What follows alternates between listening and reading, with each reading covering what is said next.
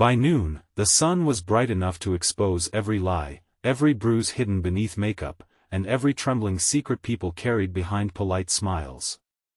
I had just stepped out of the courthouse cafe with a paper cup of coffee in my hand when Sapphira Venn, my ex-married sister, appeared across the street like a woman running out of the life she had been buried inside. Her hair was loose, her face was pale, and one hand clutched a small travel bag while the other pressed against her ribs as if holding herself together. Before I could even say her name, she crossed the road against traffic, stood in front of me with tears shining in the hard daylight, and whispered that she needed me to help her disappear before her husband found her. And before I could understand what was happening, a black SUV screeched beside the curb, and her husband stepped out, smiling like a man who owned the world and everyone inside it.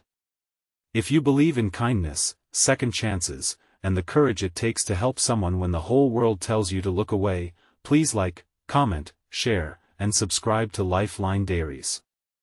Sometimes one small act of mercy can become the turning point in someone's entire life. My name is Ryan Holt, and 2 years before that afternoon, I had been engaged to Sapphira's younger sister, Mireya. Back then, I thought love was something simple, something you built with promises and protected with loyalty. But Mireya had left me 3 weeks before our wedding, choosing a life of comfort with a man whose family owned half the city's hotels. I did not fight her. I did not beg. I simply packed away the invitations, returned the rented suit, and learned how to live with the kind of silence that sits beside you at breakfast. Sapphira had been kind to me during those days, kinder than anyone else in her family. She had called once after the breakup, not to explain Mireya, not to defend her, but to tell me I deserved peace. I never forgot that. Now she was standing in front of me in the middle of a weekday afternoon, shaking so badly that her bag slipped from her fingers and hit the pavement. The sunlight made everything too clear. The faint bruise near her jaw. The broken nail. The fear in her eyes when she looked over my shoulder. Her husband, Cashin Vale, walked toward us in a silver suit, his face calm, his smile practiced, his eyes full of warning. He was the kind of man people trusted because his shoes were polished and his voice was soft. The kind of man who donated to hospitals and terrified the woman who slept beside him. He told me to step away from his wife. He said it as if I were touching something that belonged to him, as if Sapphira were not a living soul but property that had wandered too far from the house. I felt my body stiffen, not because I wanted trouble, but because I recognized the look on Sapphira's face. It was the look of someone who had already screamed where nobody listened. I picked up her bag, held it out to her, and told Cashin in the calmest voice I could manage that she was free to go wherever she wanted. His smile disappeared for half a second. That was when I knew the danger was real. Sapphira did not ask me to love her. She did not ask me to save her like some hero in a movie. She only asked me to drive. So I opened the passenger door of my old blue sedan, and she got in before fear could change her mind. Cashin grabbed my arm hard enough to leave marks and leaned close enough for me to smell the expensive mint on his breath. He warned me that if I took her anywhere, he would destroy my business, my reputation, and whatever lonely little life I had built after Mireya left. For 1 second, I almost believed him. Then I looked through the windshield and saw Sapphira sitting there with both hands folded tightly in her lap, staring straight ahead like a woman trying not to break in public. I pulled my arm free, got into the car, and drove into the sunlit traffic with Cashin shouting behind us. The city looked ordinary as we escaped through it. Buses stopped. Schoolchildren crossed the road with backpacks bouncing behind them.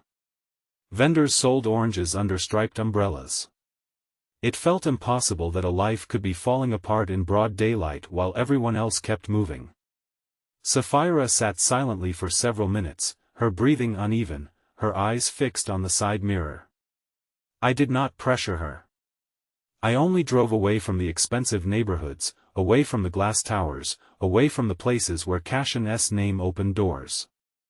Finally, when we reached the older part of town near the river, she told me that she had tried to leave twice before. Both times, Cashin had found her before sunset. Both times, he had made sure everyone believed she was unstable, emotional, ungrateful. She had no phone because he tracked it. No bank card because he controlled the accounts. No family because her parents cared more about scandal than truth.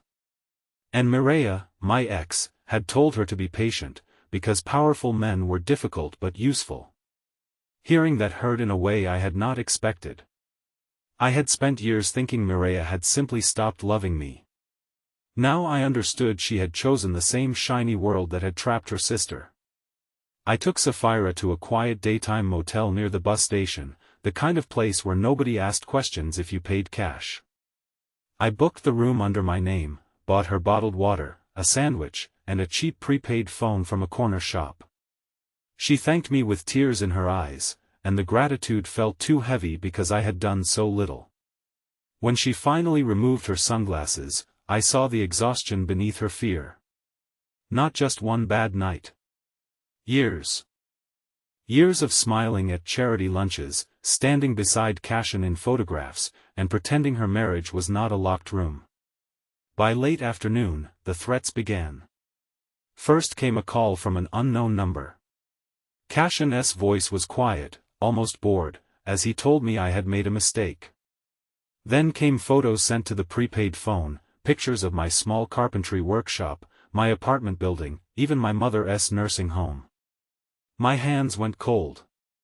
Sapphira saw my face and understood before I spoke. She started apologizing, saying she should not have dragged me into it, that she would leave alone. But I knew what alone meant. Alone was where men like Cashin wanted women like her. I called the only person I trusted with trouble, my childhood friend Oren Malik, who worked as a legal aid counselor. He told us not to run blindly. He said we needed records, witnesses, proof. Sapphira trembled as she opened her bag and showed us the small envelope she had carried from Cashin's house. Inside were photographs, medical notes, recordings on a tiny drive, and copies of financial documents that linked Cashin to bribed officials and hidden accounts. She had not escaped empty-handed. She had escaped with truth. That changed everything. Cashin was not chasing her only because she was his wife. He was chasing her because she could ruin him. We spent the next hours in a small legal office above a bakery, sunlight fading golden across the dusty windows while Oren listened carefully. Sapphira spoke without drama, and that made it worse. She described how Cashin isolated her, how he smiled in public and punished her in private, how he taught her that nobody would believe a woman who had everything. As she spoke, something in me shifted.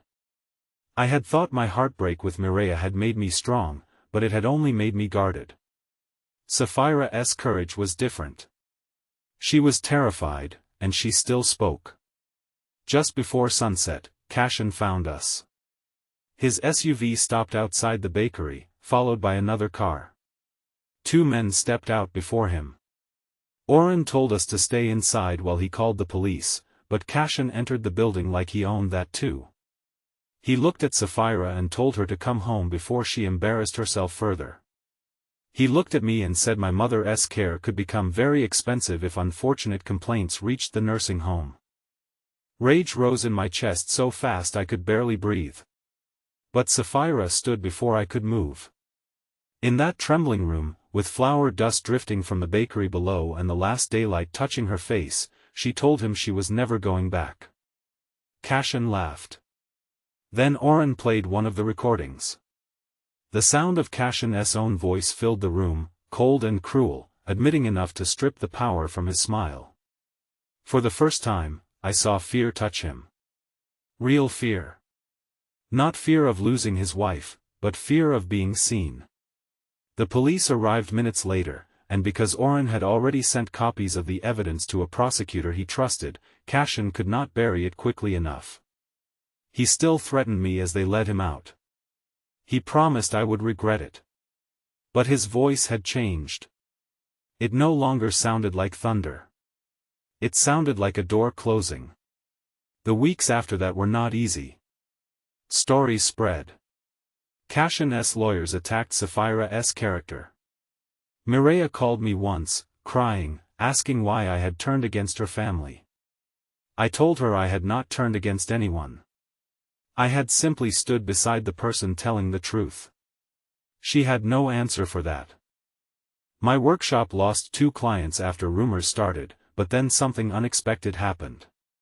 People heard what had really happened. A woman whose daughter had suffered in silence ordered a table from me. A retired judge paid up front for shelves he did not need. Oren said kindness had a strange way of returning through side doors.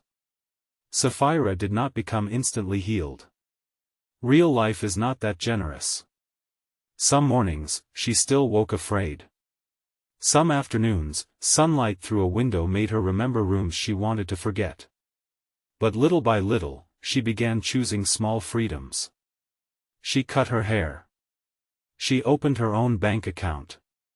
She laughed once at a terrible joke I made while fixing a loose cabinet in her new apartment. That laugh stayed with me longer than I wanted to admit. I never crossed a line she was not ready to cross. She had not escaped one cage to step into another made of gratitude. So I became her friend first. I drove her to court hearings. I sat beside her when her hands shook. I helped paint her apartment a soft blue because she said she wanted her walls to look like morning. And somewhere between those ordinary acts, something gentle began growing between us. Not the reckless fire I once mistook for love, but something quieter, braver, built in daylight. Months later, on a bright Saturday morning, Sapphira stood outside my workshop holding 2 cups of coffee. The street was full of noise, children riding bicycles, shop doors opening, sunlight spilling across the pavement like a promise. She told me her divorce was final. She did not cry when she said it. She smiled. Not a perfect smile, not a movie smile, but a real one, the kind that belongs to someone who has walked through fire and found her own name waiting on the other side. I thought about the day she had asked me to escape with her. How close I had come to saying no. How easy it would have been to protect my quiet life and let her disappear into hers. But life is decided in moments like that, moments when fear asks you to step back and your conscience asks you to step forward. I did not save Sapphira. She saved herself the moment she chose the truth. I only opened the car door.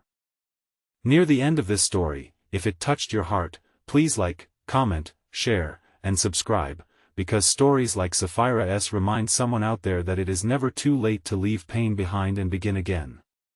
Special request, comment I believe in second chances if you stayed with this story until the end. Years later, people would ask when our love story began, and I would always say it began at noon, under a merciless sun, when a frightened woman crossed a busy street with a bag in her hand and courage in her chest. Sapphira would smile and correct me, saying it began the moment someone finally believed her. And maybe she was right. Because love is not always the person who promises forever under moonlight. Sometimes love is the person who sees you shaking in the daylight, opens the door, and says without needing grand words that you are not alone anymore.